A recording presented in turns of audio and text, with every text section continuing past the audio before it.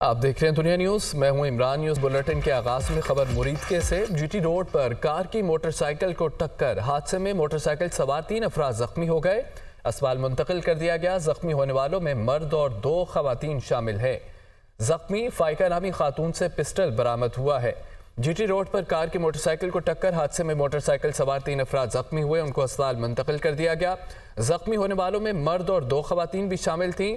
زخمی فائقہ نامی خاتون سے پسٹل برآمد ہوا ہے۔ حادثے میں موٹر سائیکل سوار 3 افراد زخمی ہوئے اور زخمی ہونے والوں میں مرد اور 3 خواتین شامل میں، جن میں سے زخمی فائقہ نامی خاتون سے پسٹل برآمد ہوئی ہے۔ کراچی میں ڈاکو بے لگام عوام کی جان و مال کے دشمن بن گئے۔ نارتھ کراچی میں 22 سالہ عبدالرحمان کو ڈکیتی مزاحمت پر قتل کر دیا گیا۔ رواں سال شہر قائد میں ڈکیتی مزاحمت پر 45 شہری جان سے ہاتھ دھو بیٹھے۔ کراچی پولیس ڈاکوؤں کے آگے بے بس دکھائی دینے لگی۔ تفصیلات دیکھیے کراچی سے۔ لاہور سمیت پنجاب کے مختلف شہروں میں پتنگ فروشوں کے خلاف کریک ڈاؤن، ہکاڑا، پاک پتن، بہاول نگر اور چنیوٹ میں پولیس کی کارروائیاں۔ پولیس نے 221 افراد کو گرفتار کر لیا، مقدمات بھی درج کر لیے گئے۔ بہاول نگر اور پاک پتن میں 2 پتنگ فروش گرفتار، بڑی تعداد میں پتنگیں اور کیمیکل ڈور برآمد ہوئی ہے۔ چنیوٹ میں تھانہ سٹی پولیس کی کارروائی، 950 پتنگیں اور 140 کیمیکل ڈور برآمد ہوئی ہیں۔ لاہور سمیت پنجاب کے مختلف شہروں میں پتنگ فروشوں کے خلاف کریک ڈاؤن جاری ہے۔ کندکوٹ گاؤں جمال میں پولیس اور ڈاکوؤں میں فائرنگ ہوئی ہے، ہیڈ کانسٹیبل شہید ہو گیا۔ پولیس گشت کے دوران ڈاکوؤں نے حملہ کیا، ایس ایچ او موجانہ طور پر محفوظ رہے۔ 6 روز سے گاؤں جمال میں جرائم پیشہ افراد کے خلاف آپریشن جاری ہے۔ ڈاکوؤں کے خاتمے تک رینجرز اور پولیس کا مشترکہ آپریشن جاری رہے گا۔ آپ کو بتائیں کہ گاؤں جمال میں پولیس اور ڈاکوؤں میں فائرنگ، ہیڈ کانسٹیبل شہید ہو گیا۔ پولیس گشت کے دوران ڈاکوؤں نے حملہ کیا، ایس ایچ او موجانہ طور پر محفوظ رہے۔ 6 روز سے گاؤں جمال میں جرائم پیشہ افراد کے خلاف آپریشن جاری ہے۔ ڈاکوؤں کے خاتمے تک رینجرز اور پولیس کا مشترکہ آپریشن جاری رہے گا۔ پولیس گشت کے دوران ڈاکوؤں نے حملہ کیا، ایس ایچ او موجانہ طور پر محفوظ رہے۔ گاؤں جمال میں پولیس اور ڈاکوؤں میں فائرنگ ہوئی، ہیڈ کانسٹیبل شہید۔ روس میں کروکس کانسرٹ ہال حملے کے 4 ملزمان عدالت میں پیش کر دیے گئے۔ چاروں حملہ آوروں پر فرد جرم عائد کر دی گئی۔ مغربی میڈیا کے مطابق ہلاک شہریوں میں بچے بھی شامل ہیں۔ عوامی مقامات پر سیکیورٹی ہائی الرٹ کر دی گئی ہے۔ روس میں کروکس کانسرٹ ہال حملے کے 4 ملزمان عدالت میں پیش کیے گئے۔ چاروں حملہ آوروں پر فرد جرم عائد کر دی گئی۔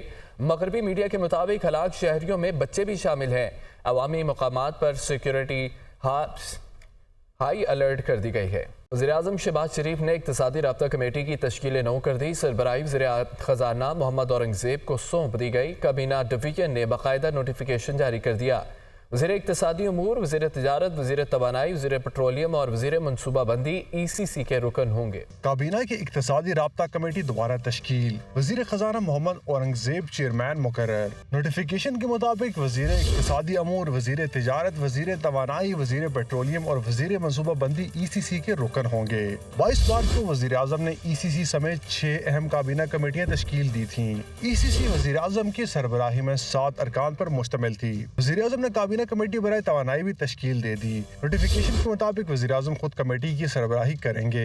وزیر اعظم کی عدم دستیابی پر وزیر توانائی کمیٹی کی صدارت کریں گے۔ وزیر خزانہ، وزیر اقتصادی امور، وزیر توانائی، وزیر پیٹرولیم اور وزیر منصوبہ بندی ارکان میں شامل ہیں۔